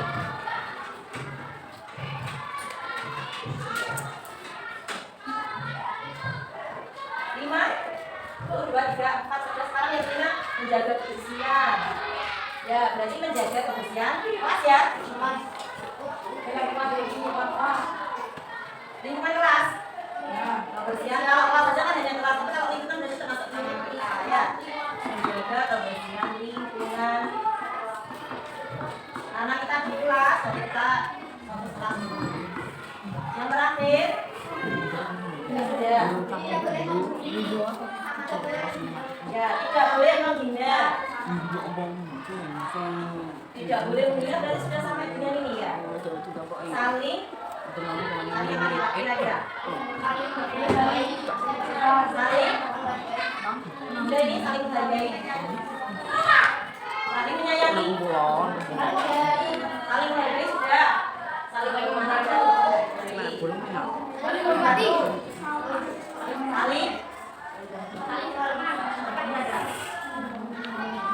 Saling sopan. Saling menjaga sikap. Oke. Bagaimana anak-anak dengan keenam keyakinan kelas kita? Ya, bisa disetujui semua? Bisa. Ini nanti bisa kalian katakan ya nanti ya di sini atau di mana kira-kira yang bagus. Selanjutnya saya akan tanda tangan di sini sebagai wali kelas. Jadi kalau sudah siap. Nah, kalau sudah silakan anak-anak sekarang tanda tangan ya. Berarti ada nomor 1, 2, 3, 4. Absensi nomor 1 atau kemudian yang lain. Apa ya? Absensi 1?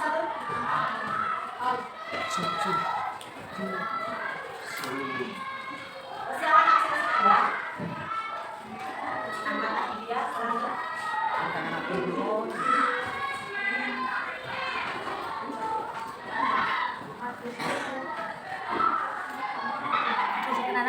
Absensi 3. Absensi 4 ya. Absensi nomor 5 absen 5.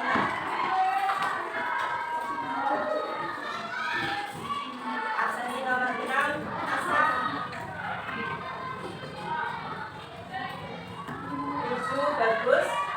Fardani, 9 Dewi Ernawati, 10 Marcella,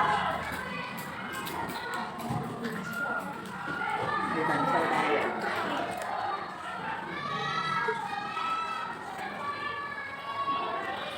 Maulida, Marcella Maulida,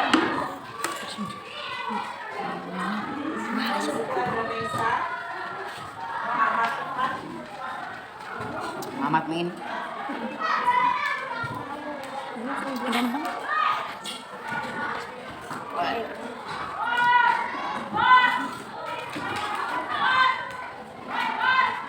Tuh. Muhammad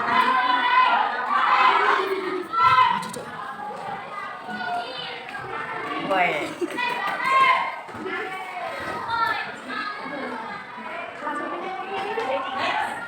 Setelah Alif ada Rasi, Nakal, dari sini Mudalki, Sapa, Muhammad Akbar, Muhammad Azmi,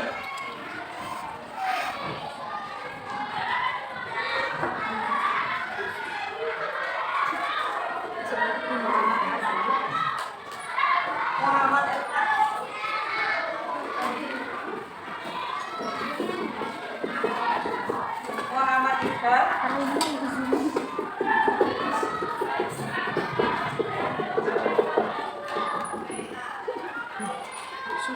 Naifa, Rima, Resti Aditya, Wih. Selain ganteng nih. Retina, Rifki, juga ada Rizky, Hamsi,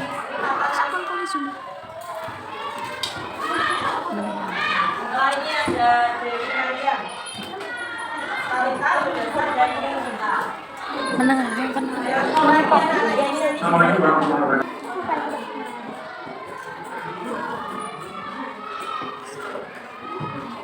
Saudara-saudara, sudah. Nah, kita sudah membuat keyakinan kelas yang mana sudah didapatkan 6 peraturan atau 6 keyakinan, di mana tidak boleh dilakukan karena kita sudah sepakat. Ya, jadi ini harus dilaksanakan oleh kelas 7.